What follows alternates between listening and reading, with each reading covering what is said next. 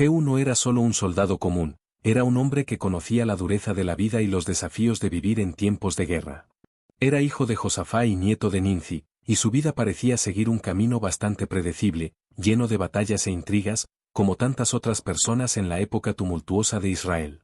Todos a su alrededor creían que él sería solo un nombre más en la larga lista de gobernantes y guerreros que pasarían por la historia sin dejar una marca significativa. Pero adivina qué. Dios tenía planes mucho más grandes para Jehú. En un día que parecía igual a cualquier otro, ocurrió algo increíble. Un joven profeta, enviado por Eliseo, conocido como la voz de Dios, encontró a Jehú y lo ungió con aceite. En ese momento, mientras el aceite caía sobre su cabeza, algo especial se selló.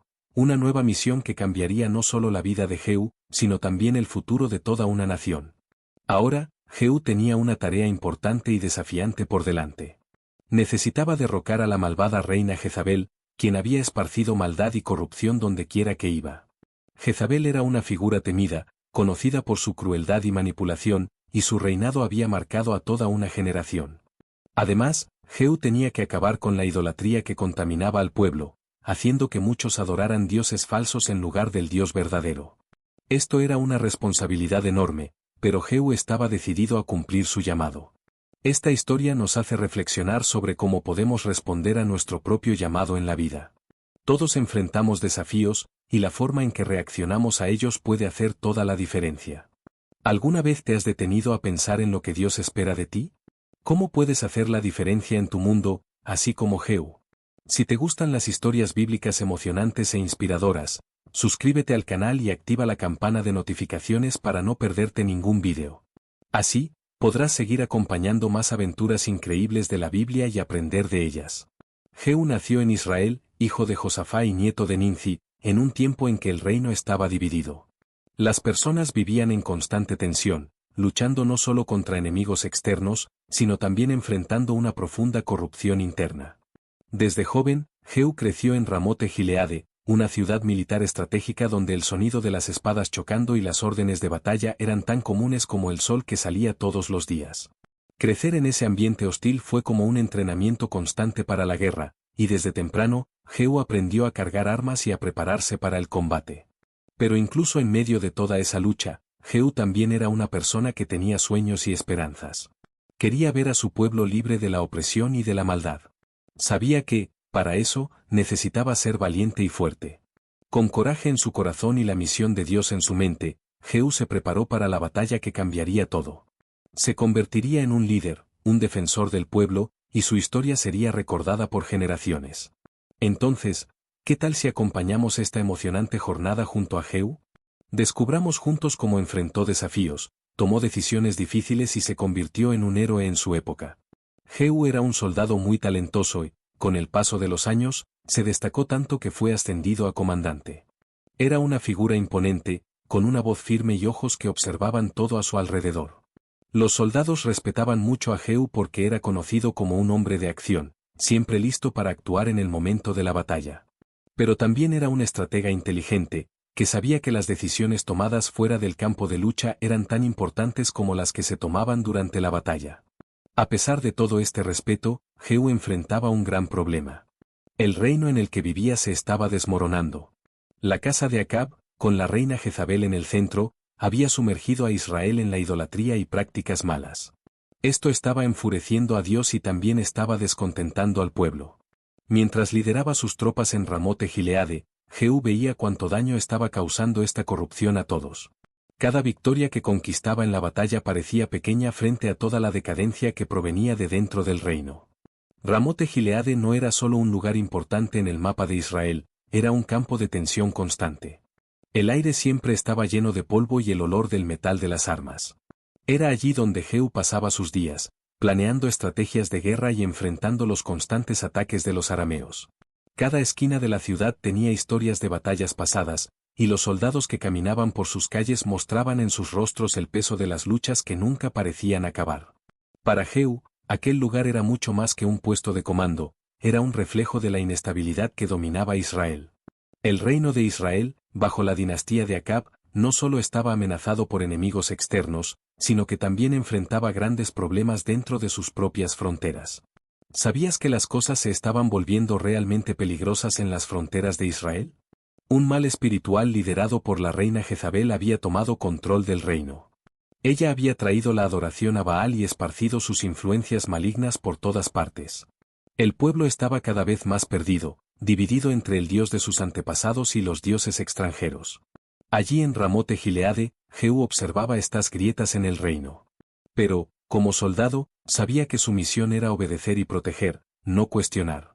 Incluso en medio del caos de las batallas, había momentos de inquietud, como si algo invisible flotara sobre la ciudad. Jehú no era un hombre supersticioso, pero notaba ese silencio inusual que, a veces, llenaba el aire. Era como si el propio destino estuviera esperando para intervenir. Fue en este clima tenso que llegó un visitante inesperado. Un joven profeta, enviado por el propio Eliseo, cruzó las puertas de Ramote Gileade con un mensaje urgente. Jehú siguió al profeta a una sala apartada, intrigado por el tono decidido de aquel hombre. Tan pronto como se cerró la puerta, el ambiente pareció cambiar. El aire se volvió más pesado, como si algo invisible hubiera entrado con ellos. El profeta, sin decir muchas palabras, sacó un pequeño vaso de aceite. Jehú, acostumbrado a dar órdenes y liderar hombres en el campo de batalla, no estaba preparado para lo que vendría a continuación. El joven profeta derramó el aceite sobre la cabeza de Jehú, con un tono de trueno, dijo: «Así dice el Señor Dios de Israel, te unjo como rey sobre Israel, el pueblo del Señor. Tu misión es destruir la casa de Acab, para que se cumpla lo que fue dicho». ¿Puedes imaginar la reacción de Jehú en ese momento? Todo estaba a punto de cambiar y él tenía una misión crucial por delante. El destino de toda una nación estaba en sus manos. Las palabras del profeta resonaron en el pequeño cuarto, llenas de una autoridad que Jehú no podía ignorar. El aceite escurría por su rostro y él sentía que eso era mucho más que simples palabras o gestos. Todo sucedió tan rápido que parecía un sueño. Pero el joven profeta no se quedó a dar explicaciones. Apenas terminó su poderoso mensaje, abrió la puerta y salió apresurado, dejando a Jehú solo en ese lugar que ahora parecía más pequeño y sofocante. Con el aceite aún goteando, Jehú, aturdido, se pasó las manos por la cara, como si quisiera despertarse de un sueño. Pero eso era real. Lo que había visto no era algo que se desvanecería con el tiempo.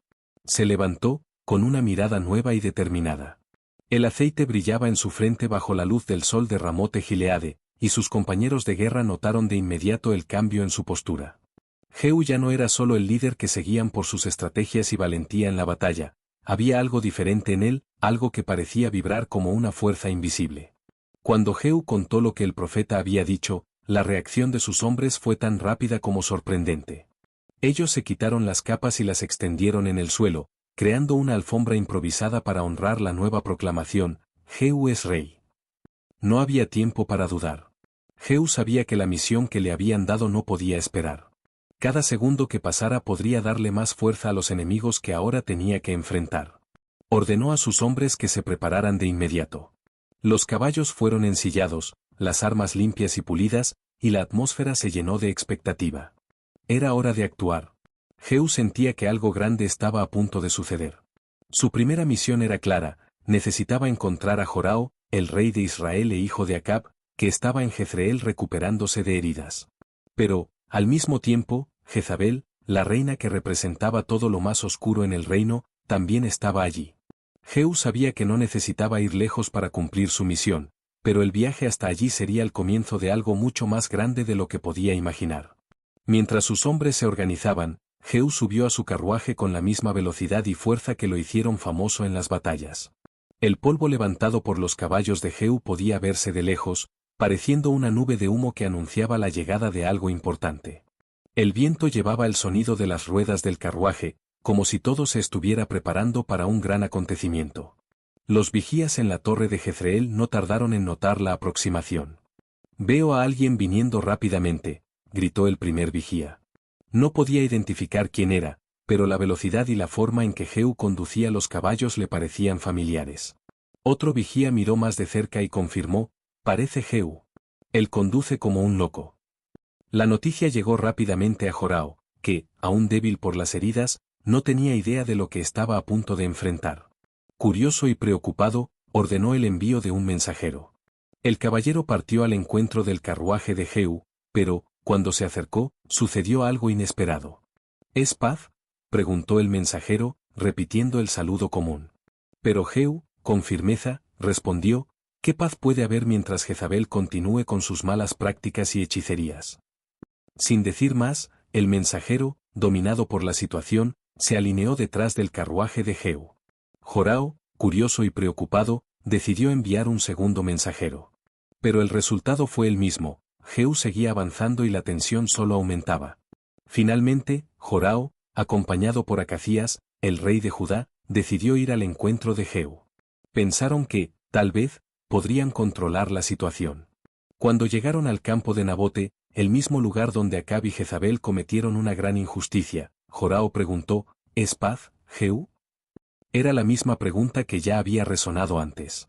Pero la respuesta de Jehú fue directa y llena de una verdad que no podía ser ignorada. Mantenía su arco firme, con los ojos fijos en Jorao.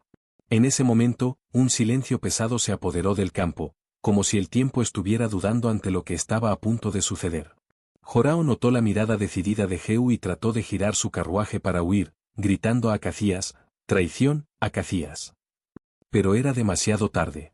La flecha de Jehú cortó el aire con una precisión mortal, alcanzando a Jorao entre los hombros. Él cayó en la carruaje, y la sangre se desbordó hacia el suelo sagrado de ese campo, el mismo donde su familia había cometido uno de los crímenes más infames contra el pueblo de Israel. Parecía que la sangre de Nabote ahora clamaba por justicia. Sin perder tiempo, Jehú ordenó a sus hombres: «Láncénlo en el campo de Nabote». Sabía que este acto era más que solo justicia, era el cumplimiento exacto de las palabras de Elías, el profeta que había anunciado el fin de la casa de Acab años antes, en ese mismo lugar.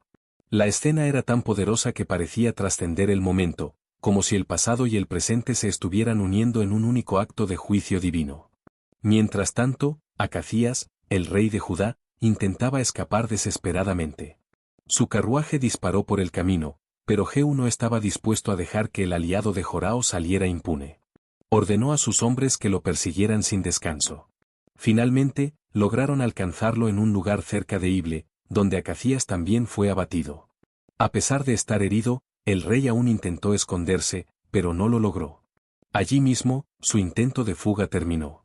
Con Jorao y Acazías fuera de escena, el camino hacia Jezreel estaba libre.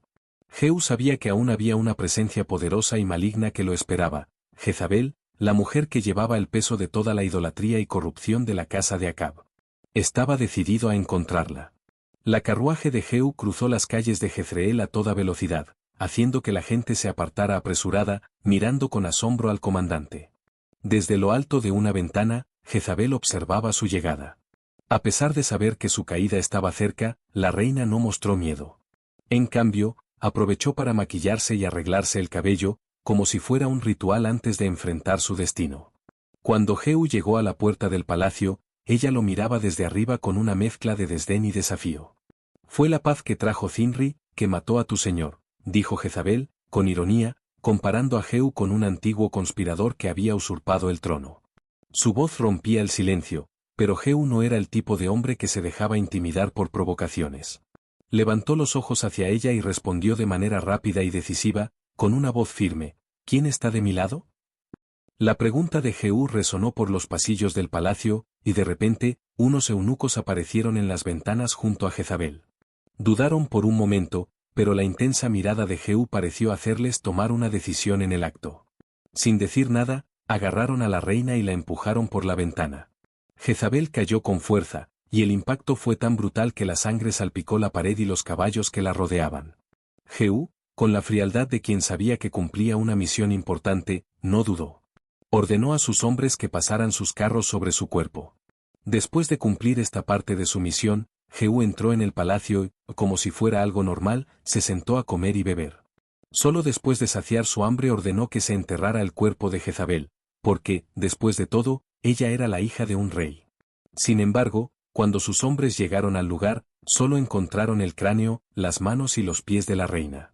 Los perros habían devorado al resto, tal como lo había predicho el profeta Elías. Con Jezabel muerta y la sangre de Joram y Ococías aún fresca, Jehú sabía que su tarea estaba lejos de terminar. La casa de Acab, aunque debilitada, aún tenía descendientes que podían intentar recuperar el poder. Había 70 hijos de Acab viviendo en Samaria, protegidos por aliados leales y guardias. Pero Jehú no era hombre que perdiera el tiempo. Envió mensajes directos a los líderes de la ciudad, desafiándolos a elegir bando. Si estás conmigo, demuestra tu lealtad, escribió. Traed mañana a Jezreel las cabezas de los hijos de Acab. Se trataba de un plan bien pensado, una mezcla de estrategia militar y psicológica, que planteaba a los dirigentes de Samaria una difícil elección. Era imposible desobedecer a Jehú y enfrentar su ira o traicionar la casa de Acab y aún sobrevivir. La decisión fue tomada rápidamente. Cuando amaneció el día, 70 cabezas fueron entregadas en cestas en la entrada de la ciudad, marcando el fin de la dinastía de Acab de una manera tan brutal que la gente lo recordaría por generaciones. Pero Jehú no se detuvo ahí. Reunió al pueblo y, con una voz firme, declaró: si conspiro contra mi señor, eso es entre él y yo.